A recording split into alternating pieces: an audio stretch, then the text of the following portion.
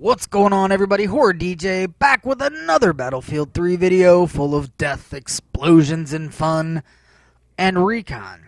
The only way Battlefield 3 can bring it. Now, I say recon because I don't snipe. I just don't. I don't think there is a difference between playing the recon class and sniping. People that snipe like to go off on high little cliffs and hide and not be seen and shoot people from a really far distance. People that play recon like to use the pieces of their kit. They like to be up in the action. And, they actually like to kill people and help their team. Like I said, there's a huge difference, and I try to be on the good side of it. Now, starting obviously in super death speed mode, because nobody wants to watch me just run and take some flags. And, yeah, this was actually, when I recorded this is some old footage. This was probably my best recon game. And I think it was just because I rarely even pick up the class, just because I run around so much. And at the time I'd seen a couple people using the SKS more like a single-shot assault rifle. So I figured I would throw the holographic sight on it and, see how I did. And I ended up doing really well in this game. Pretty sure it was MVP. I don't know, I haven't looked at this footage in a while. But it's not completely what I want to talk about. Today, everybody has access to the close quarters stuff. Or as I like to do it, or like to call it, Call of Quarters duty crap. I actually like the maps. I don't mind the maps. I don't mind the gameplay. But it's just very hectic. Very, there's not a whole lot of time to sit back and collect your thoughts on what's going on. That's one of the good things about the regular Battlefield maps, is you actually have time to strategize with your squad. You have time to take a step back and realize what's actually happening around you.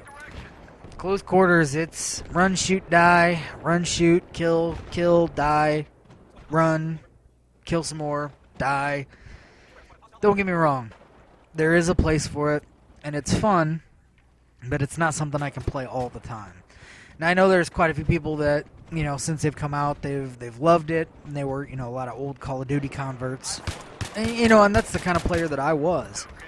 I started playing Battlefield again because I was so fed up with, nice barrel roll right there, with all the just stupid glitchy bullcrap that happened in Call of Duty. The head glitching, the fact that every 5 seconds somebody had air support up, It just got old really fast. People that weren't even aiming at you, killing you. At least the hitbox in this game, I think, is way more accurate. It's just, to me, overall, I think it's a better game. Now, with everybody having access to close quarters, I think now is probably the time that I'm going to start doing weapon reviews. I probably won't do one for the M5K because I don't think I'll probably ever use it. I'll probably never use the Tugs and Jugs, I don't even know, the TJ JX2 9er P, whatever sniper rifle. I'll probably never use it just because I don't use those single shot kind of guns.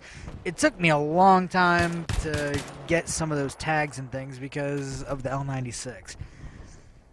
It's not the greatest of guns. It's not the most accurate. I know the stats on it reflect that it is, but it feels like when you're on target, you shoot either to the left or to the right. And a lot of times the bullet drop off doesn't really make a whole lot of sense. What I ended up having to do was throw a holographic sight on it, or actually I think the majority of the time I ran with the ACOG scope on it, so you don't get a lot of the sway, you don't have to hold your breath, or you don't have to feel like you got to bipod up just to hit somebody. So yeah, teabagging the ammo, it's essential. It makes you get the ammo faster. Not really, but it's still fun to do. And for the L96 itself, it's not a real good close quarters weapon because, when you're close, yeah, it can be a one-shot kill to the body or obviously to the head. But at any kind of distance, if it's to the body, it's going to require 2 shots. I did find myself a lot of times hitting somebody with the sniper rifle once at a decent distance. And by the time I would be loaded up and ready to go, they'd be on me, so I was switching to my pistol anyway. I would have gotten through the 50 kills and 25 headshots a lot faster with any different gun. Now this is I'm using the SKS in this one. The M417, which is the other new semi-automatic sniper rifle. I've seen a lot of reviews and a lot of people talking about, that it's, one of the better sniper rifles or recon class guns. I still think the SKS is a better gun. For some reason, the drop-off when you're shooting, you shoot at a target and the SKS comes straight back down.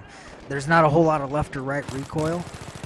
On that gun, it just feels like that the left to right recoil is higher than I like. So even now that I've got, all those weapons unlocked, I still find myself going back to some of the old faithfuls. The Scar L, really like that gun quite a bit. I know others have said that they don't like it. Pone Star said that it's not that great of a gun. I like it because it's got a slower rate of fire. Now, I have more kills with the AUG than I do the Scar, but I just played with the AUG more. Now that I'm actually using the Scar L, I don't know, I find that, to me, the slower rate of fire helps me aim better for some reason. And again, it's all personal feel. If you watch these videos and you take anybody, any of the commentators, Level Cap, Pone Star, anybody, if you take their word on it and just say, oh, well, that gun's better because they say so, you're never really going to know what the gun can do in your hands, because it's all an individual thing. Every gun that you use in this game will perform differently for different people. After having several of these guns for quite some time, I can say that I do think that they will end up nerfing a few of them. I think the MTAR is probably going to get the FAMAS treatment. The gun's pretty accurate. At distance, it's not that great, but with a laser sight on it, anything close, you don't even have to aim. It's a fantastic weapon for it. The AUG's more than likely going to end up getting some sort of a aim buffer. Yeah, you only get 25 rounds, 27 rounds. I think it's 27 or 26, something like that, in the clip. But it's so accurate that you really, 2 to the body and 1 to the head, and you take them out. That's a pretty good kill ratio, because you get, I think, 25 or something like that per bullet. So maybe it takes 4 bullets, 4 bullets, something like that. But it's a beast weapon, and it's extremely accurate, even at distance.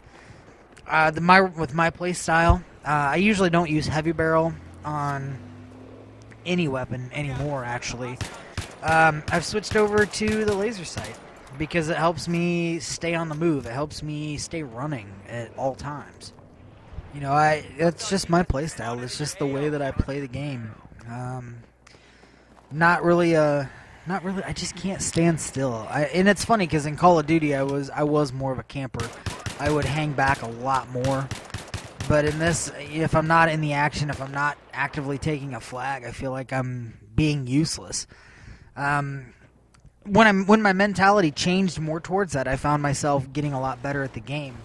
My kill to death ratio went pretty much, way up, and my score per minute has gone through the roof. Now, score per minute's one of those things right now. Score per minute, kill death ratio, all that kind of stuff needs to be taken with a grain of salt, especially right now, because so many people reset their stats and they've only got 5 hours of gameplay on their new stats, and it makes them look like they're super all-stars. The CQ, the close quarters maps are going to make you look great, even if you're not that great. Your kill to death ratio might suck. But anyway, that's pretty much the end of the video, guys. My team did win, and I think we won by quite a bit. But yeah, leave me a like, favorite, whatever, comments. That's it. Have a good one, guys.